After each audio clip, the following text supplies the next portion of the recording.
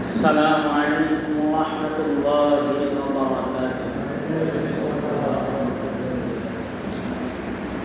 إن الحمد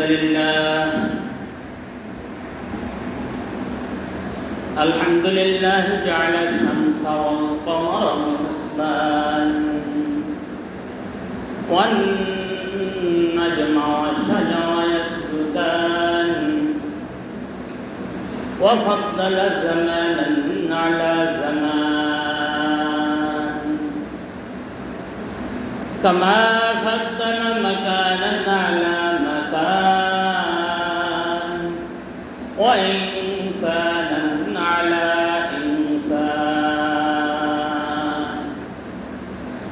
ونشهد أن لا إله إلا الله وحده لا شريك له لا خالق له ولا مالك له لا وزير له ولا نصير له لا مقدم له ولا مؤخر له لا ضد له ولا ند له لا مثل له ولا مثيل له ونشهد أن سيدنا ونفيعنا وشفيعنا وحبيبنا وحبيب قلوبنا ومولانا محمدا عبده ورسوله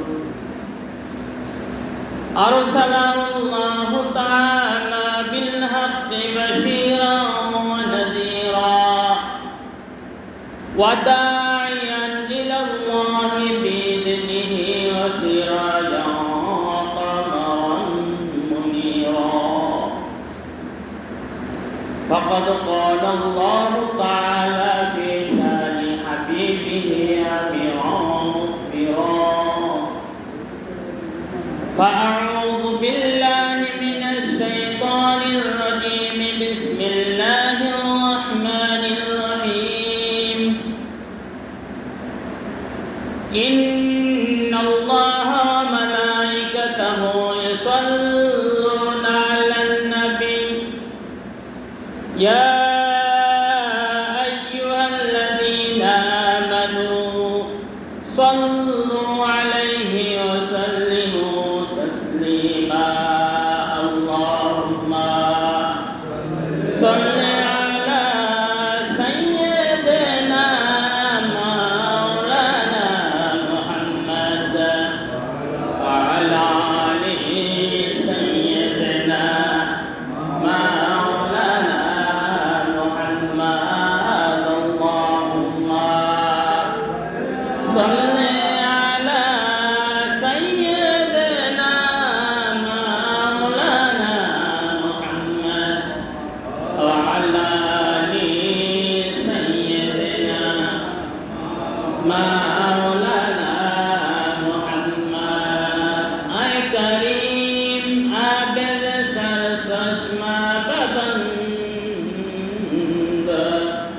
كجبرشدنا طواب استنجي اللهم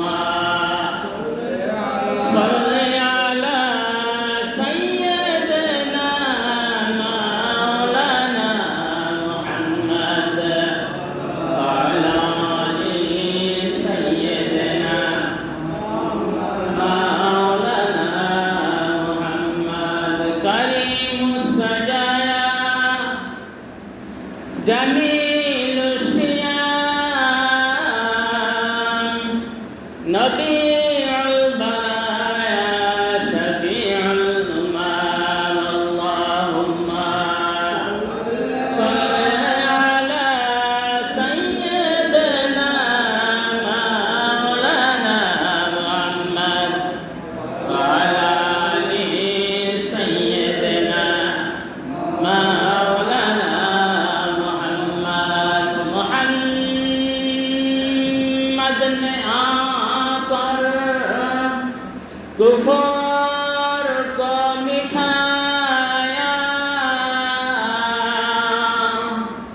कुफर को मिठाकर सदाकत बताया अल्लाहुम्मा सल्ली अला सय्यदना मौलाना मुहम्मद वअला आलि सय्यदना मौलाना मुहम्मद मोहब्बत से जुरे जुरे पढ़े अल्लाहुम्मा सल्ली अला सय्यदना मौलाना मुहम्मद वअला आलि सय्यदना मौलाना मुहम्मद अम्मा बाद فقد قال الله تعالى في شان حبيبه آمرا مخبرا فأعوذ بالله من الشيطان الرجيم بسم الله الرحمن الرحيم أفحسبتم أنما خلقناكم عبثا أفحسبتم أنما خلقناكم عبثا وأنكم إلينا لا ترجعون صدق الله المولانا العظيم وصدق رسوله النبي الأمي الكريم وذلك نحن على شاهدين والشاكرين والذاكرين والحمد لله رب العالمين عن أبي هريرة رضي الله تعالى عنه قال رسول الله صلى الله عليه وسلم الدنيا زيفة وطالبها كلاب رواه المسكات وقال رسول الله صلى الله عليه وسلم مفتاح الجنة الصلاة ومفتاح الجنة الطهور أو كما قال النبي عليه الصلاة والسلام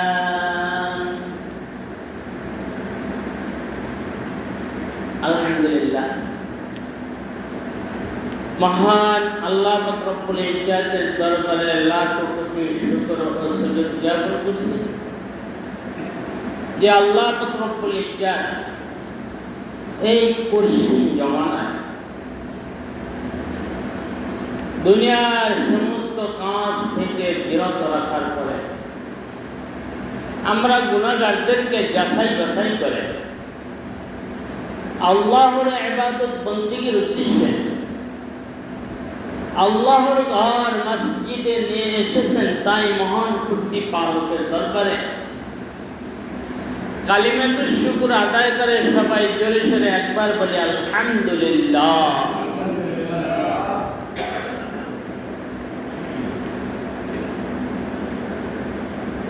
আজকে রবিউল আউয়াল মাসের আখিরি জুমা, অর্থাৎ শেষ জুমা।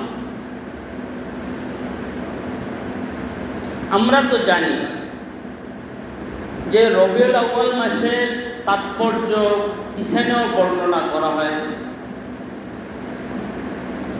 রবিউল আউয়াল মাসে আল্লাহর রসুল আমাদের নবী হযরত মুহাম্মদ মুস্তাফা সাল্লাল্লাহু আলাইহি ওয়াসাল্লাম এই দুনিয়ার জমিনে কি করছেন? আগমন করেছেন। এবং আমাদের নবী করিম সাল্লাল্লাহু আলাইহি ওয়াসাল্লাম এই মাসেই আবার ওফাত পেয়েছেন, চলে গিয়েছেন। আল্লাহর ডাকে আল্লাহ পাক রব্বুল ইজ্জাতের হুকুমে আল্লাহর রাসূল সাড়া দিয়েছেন। কথা বুঝছেন? এখন আমরা কি জানি আজকে মাসের কত তারিখ? জানি? ইংরেজি বলি না কত তারিখ? ইংরেজি আজকে কত তারিখ? আল্লাহু আকবার। সেপ্টেম্বরের আজকে কত তারিখ? 19 তারিখ না? ইংরেজিও কি জানি না, এটা তো আমাদের সদা সর্বদা স্মরণ থাকে। হয়তো বা আমাদের সাথে বাংলা মাসের সাথে অনেক মুরব্বীর আবার বাংলা মাসও স্মরণ থাকে বেশিরভাগ। আজকে বাংলা মাসের কত তারিখ তা জানি? দেখছেন মুরব্বীরা তার স্মরণ রাখছে, আলহামদুলিল্লাহ। 1447 হিজরি। আর বাংলা কত? জি কত সালে বাংলা সাল জানি না আমরা? আল্লাহ। ইংরেজি সাল কত চলে? 2025। কিরে ভাই, আমরা মুসলমান হিসেবে তো আমাদের অন্তত পক্ষে দিনগুলা, তারিখ, এটা আরবি হিসাবটা আমাদের মনে রাখার কথা ছিল। আমরা মুসলিম না? আমাদের ধর্ম ইসলাম না? ইসলাম কি আরবি শব্দ না? তাহলে আমাদের দায়িত্ব কি আছিল আরবিটা মনে রাখার না? আরবিও জানি না, বাংলাও জানি না, ইংরেজিতেও দুর্বল। আমরা তো প্রথম পরীক্ষায় দুর্বল। প্রথম পরীক্ষাতেই তো আমরা পাস করতে পারলাম না, তো আমরা আর আখিরাতের ইন্টারভিউ কি দেব? এখানেই তো আমরা ফেল। আশ্চর্য কথা। কি হবে দুনিয়াদারিটি? কি হবে আমাদের এই সুজলা সুফলা শস্য শ্যামলা দুনিয়াতে? একটু ফিকির করে আমরা দেখছি আজকে আরবি মাস রবিউল আউয়াল। আজকে রবিউল আউয়ালের 25 তারিখ। এই মাসে আমাদের নবী করিম সাল্লাল্লাহু আলাইহি ওয়াসাল্লাম আল্লাহর আদেশে দুনিয়ার জমিনে এসেছিলেন। এমনকি এই মাসেই আমাদের নবী আবার আল্লাহর নির্দেশেই দুনিয়া থেকে চলে গিয়েছেন। তাও কি জানি না দিনটা ছিল কি বার? সোমবার। মাশাআল্লাহ, তা তো মনে আছে।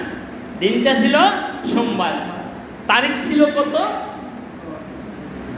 রবিউল আউয়ালে 12। আলহামদুলিল্লাহ, এটা তো স্মরণ রাখছি। আলহামদুলিল্লাহ, মুসলমান আর কিছু পারি আর না পারি, রবিউল আউয়ালের কত তারিখ আল্লাহ রসুল দুনিয়া আসছে এবং কত তারিখ চলে গেছে এইটা তো অন্তত পক্ষে মনে রাখতে পারি। তার কারণ কি জানেন? এই তারিখগুলোতে আমরা ঈদে মিলাদুন নবী পালন করি। এই তারিখগুলোতে আমরা কি করি?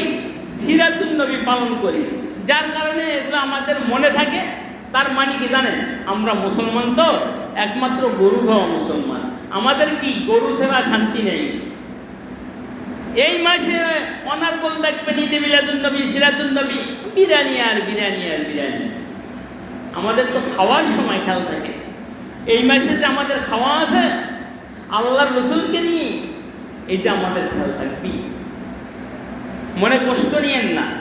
মুসলমান যেহেতু আমরা দাবি করি, মুসলমানের কাজ কি, মুসলমানের দাবি রক্ষা করতে হলে মুসলমান কি করবে, এই ব্যাপারে কি আমাদের একটু সচেতন হওয়া উচিত না? কোথায় আমরা সচেতনতা পালন করতেছি? আমরা আরবির দিকেও নাই, বাংলার দিকেও নাই, ইংরেজির দিকেও নাই। বলেন তো ভাই, এই দুনিয়ার উদ্দেশ্য কি? আমরা খালি আল্লাহ পাঠাইছে এত সুন্দর দুনিয়ায় পাঠাই। আল্লাহ পাক রব্বুল ইজ্জত আমাদেরকে বলছেন শুধু এই দুনিয়ায় আরাম আয়েশ করতে থাকো, আর কিছুর দরকার নাই, দুনিয়াই তোমাদের জন্য যথেষ্ট বলছে। বলেন না, তাহলে আমাদের কি করতে হবে? আল্লাহ তো ঘোষণা দিয়ে দিয়েছেন, আমরা এই দুনিয়ায় আসার পূর্বেই আল্লাহ আমাদেরকে কি জানাই দিয়েছেন? কি জানাই দিয়েছেন?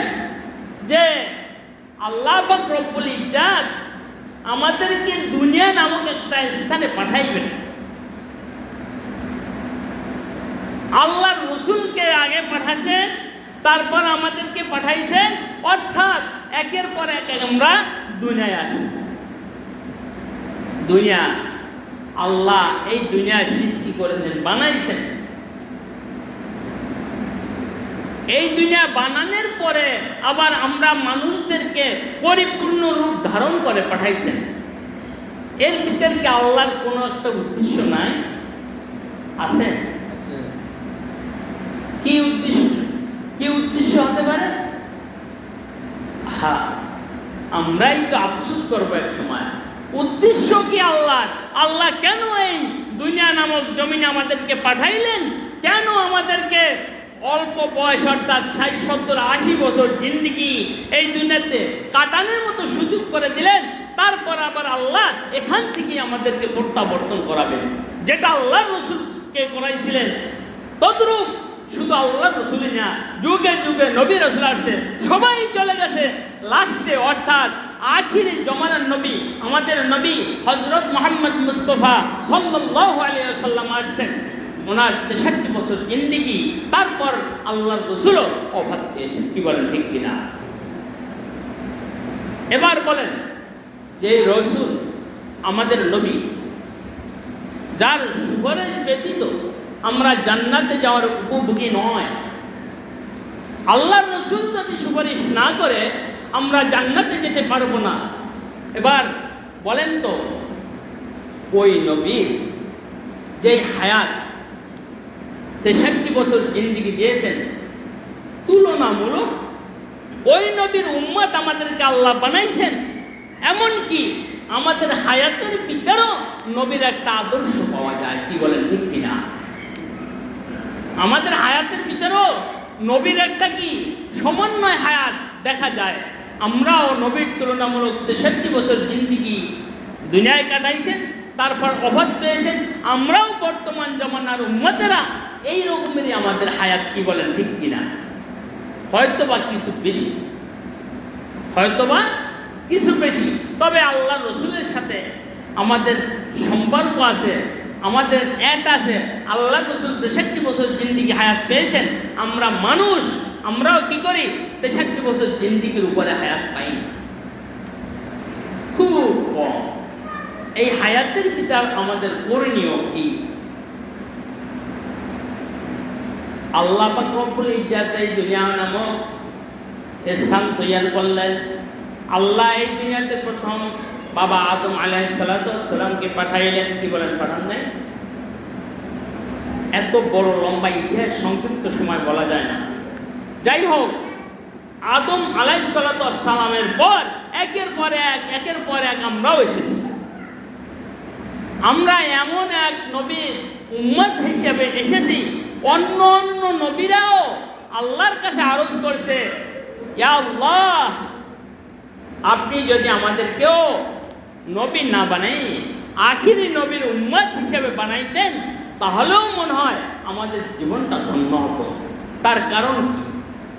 এই আরজটার কারণ কি? নবীরা পর্যন্ত আরজ করেছেন একটাই কারণ, সেটা হলো আল্লাহর রসুল আমাদের নবী হযরত মুহাম্মদ মুস্তাফা সাল্লাল্লাহু আলাইহি সাল্লামের সুপারিশ ব্যতীত আমরা কি করব না, জান্নাতে যাব না, এই কথা নবীরা ওলিরা জানতেন, যার কারণে আল্লাহর কাছে আরজ করছেন। তারা সন্দেহমূলক আরজ করছেন তাদেরকে আল্লাহ জান্নাত দেয় কিনা, কিন্তু আল্লাহর রসুলের যারা উম্মত তাদেরকে তো নিশ্চিত জান্নাত দানই করবে, বলেন সুবহানাল্লাহ। কথা বুঝাইতে পারছি? কথা বুঝছি আমরা সবাই? দেখেন, দুনিয়া নামক স্থানে আমাদেরকে পাঠাইলেন, যেই দুনিয়াটাকে সুন্দর করে আল্লাহ পাক রব্বুল ইজ্জাত বানাইলেন, ওই দুনিয়া আমাদেরকে পাঠানোর একটা উদ্দেশ্য আল্লাহ পাক রব্বুল ইজ্জাত কালামুল্লাহ শরীফের ভিতর বর্ণনা করেন, ওয়ামা খালাকতুল জিন্না ওয়াল ইনসা ইল্লা লিয়াবুদুন।